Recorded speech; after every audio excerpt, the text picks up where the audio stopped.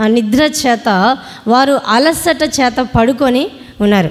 ప్రభువు మాత్రం చెమట రక్త బిందువుగా మారేంతగా ప్రభు ప్రయాసపడుతున్నాడు. రేపు శుక్రవారం జరిగే ఆ సంఘటనలు ఆ రాత్రి ఆయన మెదల్లో తిరుగుతూ ఉన్నాయి. ఎంత అంటే ఒక చెమట రక్త బిందువుగా మారేంత టెన్షన్ ఆయన మనసులోనే వేదనకు గురవుతూ ఉందన్నమాట. ఆయన ముమ్మారు గెత్సెమని తోటలో ప్రార్థన చేశాడు. తండ్రి, నీ చిత్తమైతే ఈ గిన్నెను నా యొద్ద నుండి తొలగించు. అయా, ఈ కలువరి శ్రమలు, వారి హింస, వారి ఉమ్మివేతలు, వారి అవమానాలు, వారి హేళన, వారి దూషణ, ఇదంతా ఆ గెత్సెమని తోటలో ఆ కళ్ళ ముందు కదలాడుతూ ఉండగా ఆయన వీటన్నిటిని గుర్తు చేసుకొని, తండ్రి, దీనిని నా యొద్ద నుండి తీసేయి అని అడిగాడు. కానీ మూడవసారి అన్నాడు, నీ చిత్తమే సిద్ధించును గాక, నీ చిత్తాన్నే జరిగించు అన్నాడు.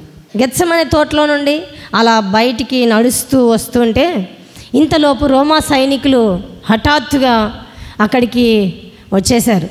రోమన్ సైనికుల వెంట ప్రియుడైన వ్యక్తి అక్కడ వస్తూ ఉన్నాడు. ప్రియుడైన వ్యక్తి ఎందుకు అంటే, యేసు ప్రభు చెలికాడా అన్నాడు, స్నేహితుడా అన్నాడు. అవును, యేసు ప్రభు మరణాంతం వరకు యూదాను ప్రేమించి ఆయన దగ్గరికి తీసుకున్నాడు. చెలికాడు, స్నేహితుడు పట్టించడానికి రోమన్ సైనికుల వెంట వస్తూ ఉన్నాడు. 3.5 ఏండ్లు ఆయనతో పాటే భోజనం చేశాడు, ఆయనతో పాటే ఉన్నాడు, ఆయనతో పాటే వెళ్ళాడు, ఆయనతో పాటే ఆశ్చర్య కార్యాలు చూశాడు, అద్భుతాలు చూశాడు, గొప్ప కార్యాలు చూశాడు. కానీ యేసు ప్రభువుని ప్రాణం మించినంతగా ప్రేమించలేకపోయాడు. డబ్బుకు విలువనిచ్చి ప్రభువును ప్రేమించలేక తృణీకరించాడు. రోమన్ సైనికుల వెంట వచ్చాడు. ఒక గుర్తు చెప్పాడు. ఏం గుర్తది? యేసు ప్రభువుని నేను ఇది చేస్తాను, మీరు వచ్చి ఆయనే అని పట్టుకోండి. రోమన్ సైనికులకు తెలియదు. అందుకే రోమన్ సైనికులు గుర్తుపట్టడానికి యూదా ఒక చెప్పాడు. ఏం చెప్పాడు? నేను ముద్దు పెట్టుకున్న వ్యక్తే యేసు ప్రభు, ఆయన్ను మీరు పట్టుకోండి అని చెప్పాడు. వచ్చాడు. గెత్సెమని తోటలో నుండి ఆయన బయటకు వచ్చాడు. ఆయన వెంట శిష్యులు 3 వస్తూ ఉన్నారు. ఇక్కడ నుండి ఎదురు రోమన్ సైనికులు వెళ్ళారు. వెళ్తూ ఉండగా ఆయన్ను వెళ్ళి యూదా దగ్గరికి తీసుకొని ఆయన్ను ముద్దు పెట్టుకున్నాడు. ముద్దు పెట్టుకున్న వెంటనే రోమన్ సైనికులు ఆయన్ను చేతికి సంకెళ్ళు వేశారు. మీరు నన్ను దొంగలాగా, బందిపోటు దొంగలాగా ఎందుకు మీరు నన్ను పట్టుకుంటున్నారు? మీ మధ్య చాలాసార్లు ఉన్నాను కదా, ఈ రాత్రి వేళ నన్ను ఎందుకు పట్టుకుంటారంటే, ఇది మీ గడియ అన్నాడు. చీకటి గడియ అపవాదిది, చీకటి సంబంధులు అపవాది సంబంధులు, చీకటి కార్యాలు అపవాది కార్యాలు. ఆ రాత్రి గెత్సెమని తోటలో నుండి బయటకు వచ్చిన తర్వాత యేసు ప్రభువుని సంకెళ్ళ చేత పట్టుకొని తీసుకొని వెళ్ళారు. తీసుకొని వెళ్తూ ఉండగా ఎక్కడికి తీసుకెళ్లారు అంటే, కయప అనే ప్రధాన యాజకుని ఇంటికి తీసుకెళ్లారు. ఎక్కడికి తీసుకెళ్లారు? ప్రధాన యాజకుని ఇంటికి తీసుకెళ్లారు. ఆ సంవత్సరము యాజకుడు ఎవరు అంటే కయప. అన్న అనే ఒక మతాధికారి యొక్క సహోదరుడు కయప, మామ. ఈ మామ ఇంటికి తీసుకెళ్లారు. ఎందుకు అంటే ప్రధాన యాజకుడే తప్పు చేశాడు అని చెప్పాలన్నమాట.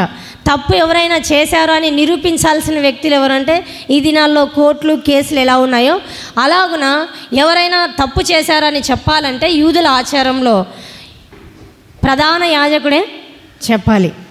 వెళ్ళారు. కయప ఇంటికి వెళ్తే కయప కొన్ని ప్రశ్నలు వేశాడు. కొన్ని ప్రశ్నలు వేస్తే యేసు ప్రభు మౌనంగా ఉన్నాడు. ఏమీ జవాబు ఇవ్వలేదు. చెప్పవా, మాట్లాడవా, ఏమీ చెప్పవా అని అడిగాడు. చాలా విషయాలు అడిగినా ఏ దానికి జవాబు ఇవ్వలేదు. చివరికి నీవేమనుకుంటున్నావు, నీ గురించి నీవెవరు అని అడిగినప్పుడు, నేను మొదటి నుండి ఎవరని చెప్తున్నాను ఆయనే అన్నాడు.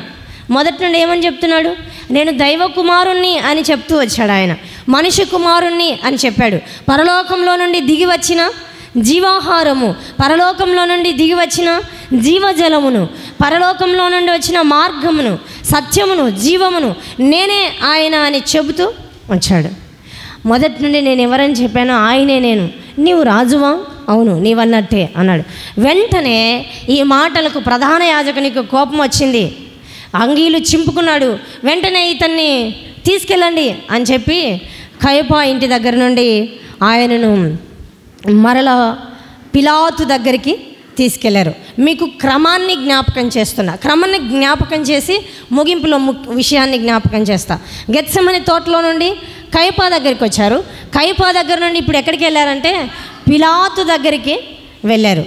పిలాతు దగ్గరికి వెళ్తే పిలాతు దగ్గర ఆయన్ను పట్టుకోవాలని, ఆయన్ను చంపాలనే ఉద్దేశం ఏమీ పిలాతుకు లేదు. తప్పు చేశాడేమో, శిక్షించి వదిలేద్దాం అనుకున్నాడు. తప్పు చేసింటే శిక్షించి వదిలేద్దాం అనుకున్నాడు. సరే, ఆయన్ను తీసుకొని వచ్చారు. ప్రధాన యాజకులు డబ్బులు ఇచ్చి ప్రజలను తీసుకొని వచ్చారు. మేము చెప్పినప్పుడు ఆయన్ను బంధించండి అని అరిస్తే అరాలి, కేకలు వేయాలి. ఆయన్ను పట్టుకోండి అంటే పట్టుకోండి అని కేకలు వేయాలి. ఆయన్ను చంపేయండి అంటే మీరు కూడా కేకలు వేయాలి. ఈ దినాల్లో కొన్ని విషయాల దగ్గర డబ్బులు ఇచ్చి చెప్పిస్తారు కదా, అట్లా యేసు ప్రభువును పట్టుకోవడానికి డబ్బులు ఇచ్చి ప్రజలను పిలుచుకొని వచ్చారు. కానీ వినండి, యేసు ప్రభు సూచక కార్యాలు చేసినప్పుడు ఏ డబ్బులు ఇవ్వలేదు. గుంపులు గుంపులుగా, తండోపతండాలుగా ఆయన దగ్గరికి వచ్చారు. పిలాతు అనుకున్నాడు ఈ ప్రజలు ఆయన్ను విడిపించడానికి వచ్చారేమో అనుకున్నారు. విడిపించడానికి వచ్చారా? డబ్బులు తీసుకొని ఆయన్ను పట్టించడానికి వచ్చారన్నమాట. ఇప్పుడు పిలాతు దగ్గరికి వచ్చాడు. పిలాతు కూడా చాలా ప్రశ్నలు వేశాడు ప్రభువును. పిలాతు కూడా చాలా అడిగాడు. చాలా అడిగితే ఆయన మౌనంగానే జవాబిచ్చాడు. ఒక్క మాట దగ్గరే నీవన్నట్టే అన్నాడు. సత్యం నీవెవరు అని అడిగితే నేను మునుపటి నుండి ఎవరని చెప్తున్నానో అదే నేను అన్నాడు. అంతే. సత్యం అంటే ఏంటి అని అడిగాడు. నేనే సత్యం అన్నాడు ఆయన. సరే, ఈయన దగ్గర నాకు ఏ తప్పు కనబడటం లేదు. ఈయన మాటల్లో తప్పు కనబడటం లేదు. ఈయన జవాబిచ్చే విషయంలో తప్పు కనబడటం లేదు. కాబట్టి ఈయన్ను విడుదల చేస్తున్నానంటే లేదు, ఈయన్ను బంధించండి, ఈయన్ను శిక్షించండి అని గట్టి గట్టిగా కేకలేయడం స్టార్ట్ చేశారు. గట్టి గట్టిగా కేకలు వేస్తూ ఉంటే ఆ కేకల శబ్దానికి పిలాతుకి ఏం చేయాలో అర్థం కాక సరే ఈయన్ను శిక్షించండి అని చెప్పి పంపాడు. ఆయన్ను శిక్షించి మళ్ళా తీసుకొని వచ్చారు. శిక్ష ఏమనుకున్నారు? 40కి 1 తక్కువ దెబ్బలు. ఎన్ని దెబ్బలు? 40కి 1 తక్కువ అంటే 39. ఆయన్ను 39 దెబ్బలు కొట్టి మళ్ళా తీసుకొని వచ్చారు. ఆయన పొంతి పిలాతు దగ్గర నుండి మళ్ళా ఎక్కడికి పంపబడ్డాడంటే శిక్షించక మునిపే హేరోదు దగ్గరికి, ఇతను గలిలేయుడా, ఇతడు నజరేయుడా, అయితే ఆయన దగ్గరికి అని హేరోదు దగ్గరికి పంపితే హేరోదు దగ్గర ఏ జవాబు లేక మళ్ళా పిలాతు దగ్గరికే పంపుతాడు. 7 చోట్ల ఒక్క రాత్రికి ప్రభువును మారుస్తూ అన్యాయపు తీర్పు ఇచ్చారు. 7 స్థలాలలో గెత్సెమనే, తర్వాత కయప, తర్వాత పిలాతు, తర్వాత హేరోదు, మళ్ళా హేరోదు దగ్గర నుండి పిలాతు దగ్గర నుండి నేరుగా కల్వరి సిలువకు 7 చోట్ల ఆయన్ను శిక్షకు అన్యాయంగా తీర్పు తీర్చి చివరికి ఎక్కడికి పంపారు అంటే గొల్గొతా కొండకు పంపారు. పిలాతు ఉన్న చోటు గబ్బతా, అక్కడి నుండి గొల్గొతాకు పంపారు. వినండి, ఆయన ఏ తప్పు చేయకపోయినా ఒక్క రాత్రికి 7 చోట్ల అన్యాయపు తీర్పునే పొందాడు. ఆయన అన్యాయపు తీర్పు పొందినవాడై శిక్షింపబడిను అనే మాటలు మనకు కనబడతాయి. ఇప్పుడు రండి ఒక మాటను చదివి మనం ధ్యానం చేద్దాం. 22వ అధ్యాయం, లూకా సువార్త 22వ అధ్యాయం 62వ వచనాన్ని చదువుదామా? 22 లూకా సువార్త. వెలుపలికి పోయి సంతాపపడి ఏడ్చెను. యేసును పట్టుకొనిన మనుషులు ఆయనను అపహసించి కొట్టి ఆయన ప్రవచింపై ఆయనను వచనములు ఇది అంటే ఆయన్ను తీసుకుని వెళ్తూ ఉండగా ప్రధాన యాజకుడు ఇంటి దగ్గర తీసుకెళ్తున్నప్పుడు జరిగిన ఆయన యేసును పట్టుకున్నారు. ఆయన చేశారు, వేరే మాట్లాడారు, గేలి చేశారు, అటు చేసి కొట్టారు. ఆయన విపరీతంగా ఆయన దెబ్బలు ఎలా పోయాయంటే మనకు అసంలో తీసినంత కొన్నిసార్లు భయంకరంగా అనిపిస్తుంది, కానీ అంతకంటే నీచ ఆయన కొట్టారు. తర్వాత ఆయన ముఖం మీద బుడకపి కొట్టి చేతులతో కొట్టి నిన్ను కొట్టిన వాడు చెప్పు అని ఆయన తాళిచ్చేశారు. ఎగసి కూర్చోమాట ఇష్టం వచ్చినట్లు నువ్వు వ్యభిచారికి పుట్టినవాడివి, లేదంటే నీవు పట్టినవి, నీవు అలాంటి వాడివి, అలాంటి వాడివి ఆయన నానా రకాలుగా దూషించి ఆయన్ను మరణానికి అప్పగించారు. ఆయన వెళ్తూ కలువరిలోకి చాలాసార్లు ఇంచు 40 లోపు ఆయన చాలాసార్లు పడిపోయాడు, మోకులు పడిపోతూ చాలామంది ఆ బాధను తట్టుకోక చాలామంది చేస్తూ ఆయన వెంట వెళ్ళారు. అప్పుడు అన్నమాట, అమ్మ నా కోసం ఏడవద్దు, మీకోసం మీ పిల్లల కోసం ఏడువు అన్నాడు. అలా వెళ్తుండగా కలువరి కొండకి వెళ్ళారు. కలువరి కొండ మీద ఆయన్ను వేశారు. సిలువను మోగడం వేరు, సిలువను భుజాల మీద మోసుకొని తీసుకెళ్ళారు. కలువరి కొండ మీద ఆయన సిలువ వేశారు. ఆయన ఆ కొయ్య మీద పరుండ పెట్టి ఆయన లాగి అక్కడ హోల్ ఉంటే ఆ హోల్ లోపలికి ఆయన చేయి పెట్టి బంగంలో దెబ్బ కొట్టారు. ఇక్కడ కొట్టిన తర్వాత అక్కడ అందరం యువత వైపు అరంలో ఈ సెట్ వాళ్ళు ఆ తర్వాత లాగి యువతలో కూడా చాలా దూరం ఉంది, ఇంకా లాగి ఆ కట్టు ఒక్కలోకి మేకు ఆయన చేతి కూడా చూసుకుని వెనుకకు వెళ్ళాలి. ఆ తర్వాత ఆయన లాగి వాళ్ళు రెండు ఒకదానికి ఒక పెట్టి ఆయన బలంగా మేకులు కొట్టి వెనక నుండి మేకు ఏం చేస్తారంటే ఉమ్మారు. ఎంత ఇబ్బంది, ఎంత శ్రమ, ఎంత కఠినమైన శిక్ష ఇది. అసలు ప్రపంచంలో కఠినమైన క్రూరైన శిక్ష అంటే సిలువ శిక్ష మీద అంత కఠిన ఏది లేదు. అందుకే ఎంత కఠినమైన శిక్ష ఎవరు భరించారు? యేసు ప్రభు ఎవరెవరు అనకొరగా భరించాడు. ఆ శిక్ష ఎవరిది అంటే నీది నాది. నువ్వు చేసిన తప్పుకు భరించాలి, నేను చేసిన తప్పు నేను భరించాలి. బాలుగా అనకొరగా గొర్రె పిల్లగా ఏమైతే బలి అయ్యాడు. ఆయన సిలువ మీద మేకులో కొట్టిన తర్వాత బోధ పడేసిన తర్వాత ఆ మేకు బెంచడానికి దుస్తులు తీసుకుని కొట్టాడు. ఎంత ఆ మేకులు వంగేందుకు ఎంత డబ్బులు, రక్తం లేని చోటు ఆయన దేహంలో వచ్చాడు కూడా లేదు. ఆయన దేహం అంతా దెబ్బతమే, ఆయన దేహం అంతా దెబ్బలే, నడినేటి నుండి అక్కల వరకు ఆయన దేహం అంతా దెబ్బలే, ఆయన దేహం అంతా దెబ్బలే. చోట ఆయన దేహంలో స్వస్థత, ఆ దేహంలో ఒక్కడ గాయం పొందని చూడలేదు. ఆ దేహం అంతా చీల్చబడింది, ఆయన మాత్రం నాటబడింది, ఆయన దేహం మాత్రం రహసిక్తమైంది. ఆయన భయ శివుని కొరకు నా కొరకు నిలబడు. ఎందుకు వచ్చింది అసలు? పరలోకము నుండి పాపానికి శిక్ష కుమ్మబడి మనం విధించిన శిక్ష కలిగి పరలోకంలో నుండి శిక్ష పాపాత్మైన ఆ శిక్ష మనం మేసుకోవాలి. కానీ అటుగా ఆకాశ భూమికి మధ్యగా ఏ ప్రభు ఆకాశ భూమి మధ్యగా వెళ్ళాడు. ఆయనను మధ్య ఒక రథాన్ని ఒక గుంటను తవ్వి ఆ బలైన శిలువ మీద ఆయన దించేసి మన కర్రను పత్తి కదా ఇలా ఆ గుండెలో వేసి ఇలా దిగగొట్టినప్పుడు ఆయన దిగారింది. ఆయనకేమో మెక్కులు కొట్టారు, ఎక్కడికి కదలకుండా మేకులు బలంగా పడిచిపెట్టాయి.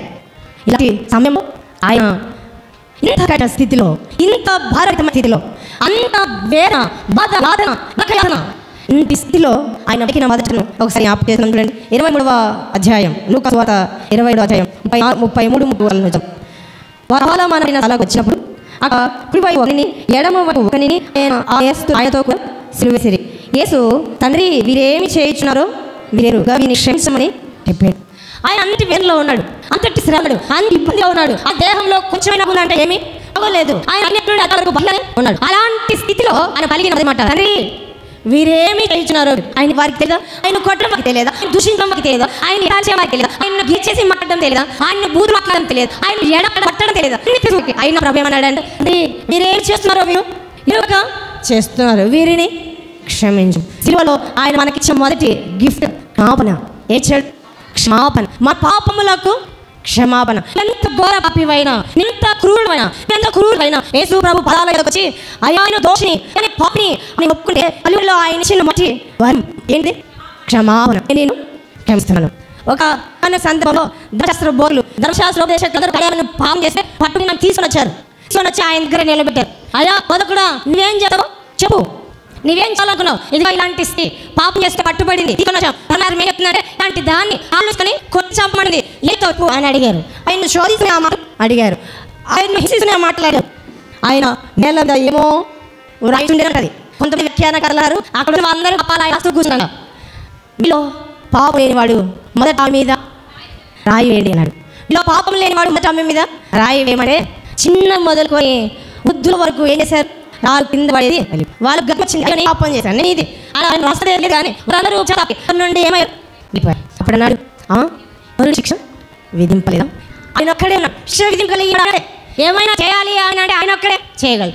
ఆయన్ను శిక్షించాలని ఆయన చేయగలరు. కానీ వినండి, ఆయన శిక్షకు అమ్మాయిను క్షమిస్తాడు.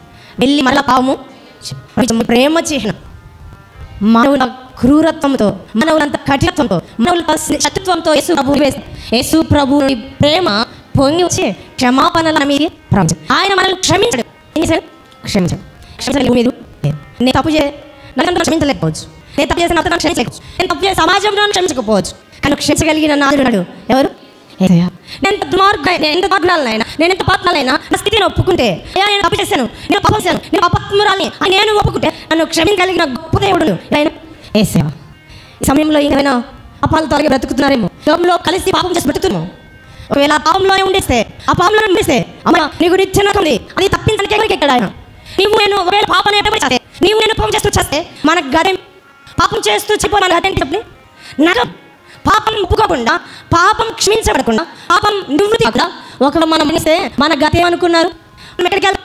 యుగ యుగాలు, తరతరాలు, కొలతరులని కాలం ఏం అమ్మ మండలో పడితే ఒక్క సెకండ్లో మన కాలి పడుతున్నది మన పానం మళ్ళీ. అలాగే యుగ యాతన అనుభవించాలి, తరతరాలు యాతన అనుభవించాలి. 100 సంవత్సరాలు ఎంతమంది కమ్ నాకు మంటే ఆశదు అసిమాదు 2 వెళ్తాంలే, 2 లేస్తారే, 25 శిక్షలే, నా సంవత్సరం తీసుకుంటాలే, విడించుకోలే కర్మని. అలాంటి నరక పాత్ర నుండి మనల్ని విడిపించడానికి కలువరిలో ఆయన పోయాడు. కలువరిలో మన కొరకు నరక యాతన తప్పించడానికి ప్రభువు మధ్యలో మన కొరకు ఎలాడాడు.